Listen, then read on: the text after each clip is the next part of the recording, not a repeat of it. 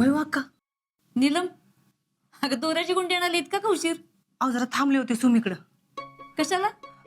तुम्हाला काय कळलं का? अगं तर बोलशील का पटकन? अहो आपल्या भारती ताईची भागी. हा, तिचं काय? अहो गेली की पळून. अहो अक्का, अहो लागलं ना, जरा दमा ना की. कुणाबरोबर गेली? अहो कुणाबरोबर काय, त्या हिरीच्या कामावर आलीत ना सेंटरिंग वाली, त्यातल्याच एका पोराबरोबर. काय सांगतेस? होय. अहो गावात तमाशा चाललाय आणि आपल्याला त्याची खबर बी नाही. अगं पण मला काल भारती भेटली होती आणि तिनं पोरीला केलेलं सोन्याचं डाग पण दाखवलं मला. आणि 2 महिन्यात लग्न पण करणार होती. अहो कसलं लगीन आणि कशाचं काय, सोनं बी नेलं पळवून. अक्का, आजकालच्या पोरींचा काय बी भरोसा नाही बघा. अहो पळाली ती पळाली आणि वरनं घरच्यांची नाचक्की.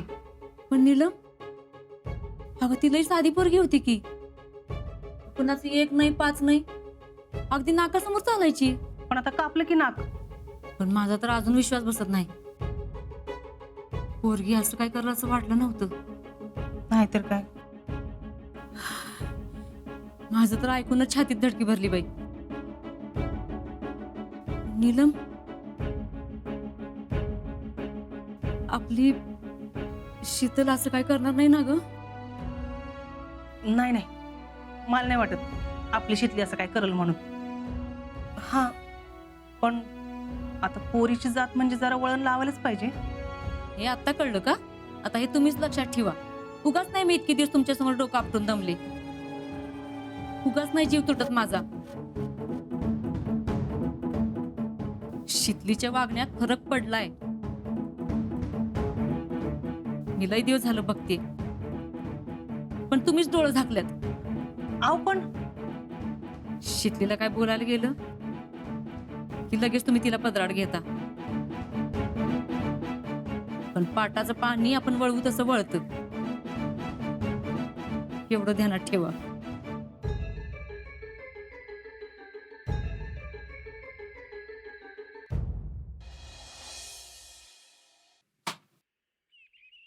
ए जम्या, आओ तो इधर. काय रावल्या? आतो. अरे नको, जरा गडबडीत आहे. अरे काय लक्का, बगल तवा कोंबडी गत अंड्यावाल्या गत करत असतोस. अरे य, मी काय तुला केस कापाय बस म्हणतोय वय. काय गडबड? भागीच्या घरी चाललोय. अरे भैयान त्या पोराला पकडून भाग्यश्रीला परत आणले. तिकडेच चाललोय. चला आता. हा जाओ जाओ.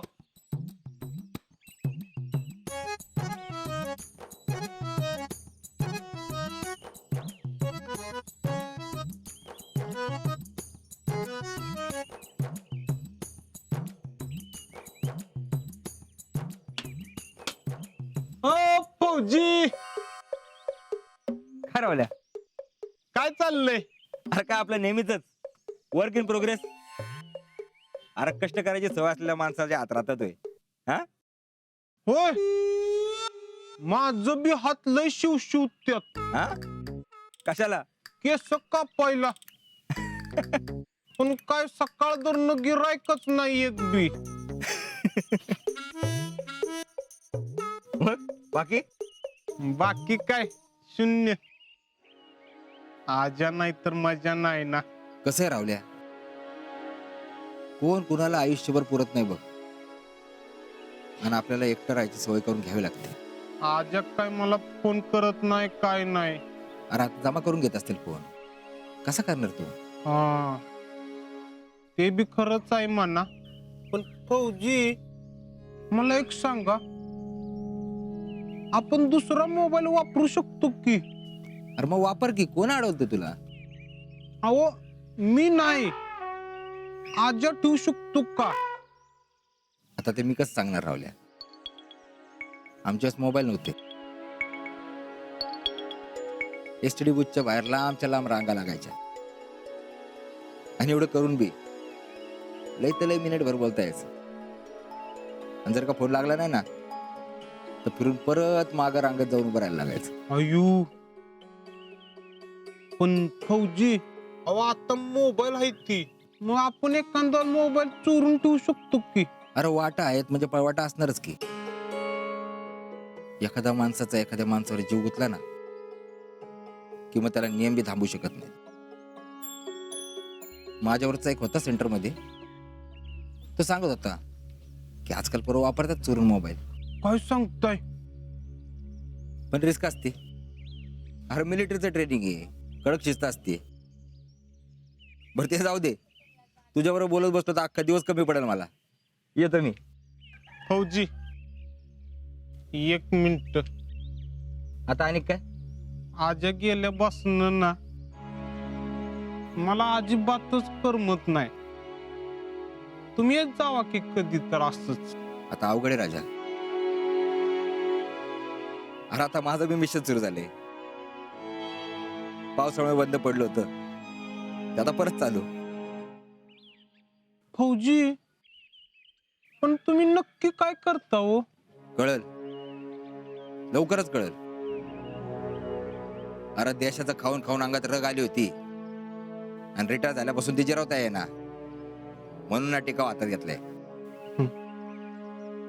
फौजी, तुमच्या पुढं भल्या भल्यांचा टिकाव लागत नाही. तसं नाही रावलंय, पण चांगली माणसं मिळत नाहीत याचीच खंत आहे. पण एक गोष्ट आहे की सुरुवात आपल्यापासून करावी लागते आणि त्यागाशिवाय हे शक्य होत नाही. जो फौजी स्वतःच्या आयुष्याला बोनस समजून सर्व सोडून देतो ना, त्याला अशक्य असं काय नाही. अशक्य ते शक्य करितास आयास. पण खर तर सर्वसामान्य माणसाला फौजीसारखा त्याग करता आला पाहिजे का नाही? फौजी, मी जरी फौजी नसलो ना तरी एका फौजीसाठी लय मोठा त्याग केलाय. तो त्याग फक्त त्या फौजीला आणि मलाच माहित आहे. तू काय त्याग केलास? शीतल. हा? हं? शीतल आली ना.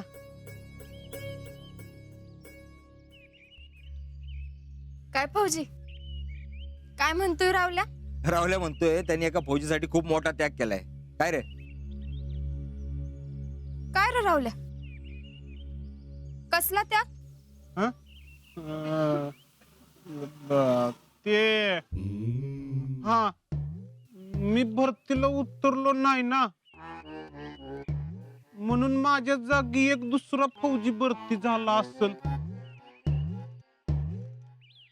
म्हणजे मी त्या भरती झालेल्या फौजीसाठी त्याग केला ना.